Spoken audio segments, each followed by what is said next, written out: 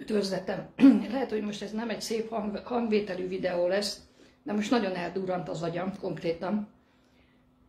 Fölteszek egy kérdést, és magamnak is, meg mindenkinek, aki ezt a videót nézi.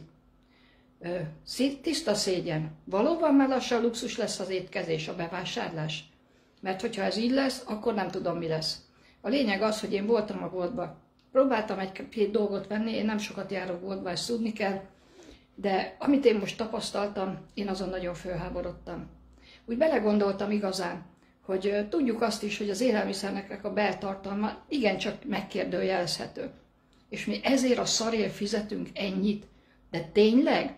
Tehát nekem ez most nagyon rossz hatással volt rám, amit láttam, és mondom, bocsánat, hogyha egy kicsit vulgárisabb vagyok, de én a szarért már nem akarok pénzt adni. Nem. Tehát nem ez az első dolog, hogy szembesülök ezzel, de egy hónapon belül is rengeteget változott a dolog. Tehát ez felháborító.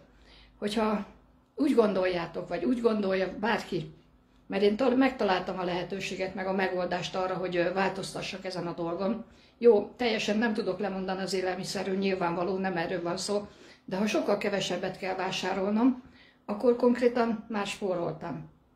És tényleg luxuscikk lett az élelmiszer manapság. Hát pont anyjukat, mert már én tényleg nem tudok erre mit mondani, nem is akarok csúnyaságokat mondani, de felháborodtam. És tényleg, hogyha valakit érdekel a megoldás, mert van egy megoldás a kezembe, nagyon szívesen beszélek vele erről privátban, mert változtatni kell, ez így nem mehet tovább. Hát a semmilyen beltartalmú élelmiszerekért csillagászati pénzt adunk, kialakulnak nálunk a hiánybetegségek, és akkor még betegek is leszünk. Tehát ez tiszta őrület. Tehát hova megy ez a világ, de tényleg? Na, ha valakit érdekel, akkor jelentkezzen, és akkor nagyon szívesen megbeszélem velem, elmondom az én történetemet ezzel kapcsolatosan. Úgyhogy elnézést kérek ezért a hangvételű videót, de kurvára föl vagyok háborodva. Na, üdvözletem!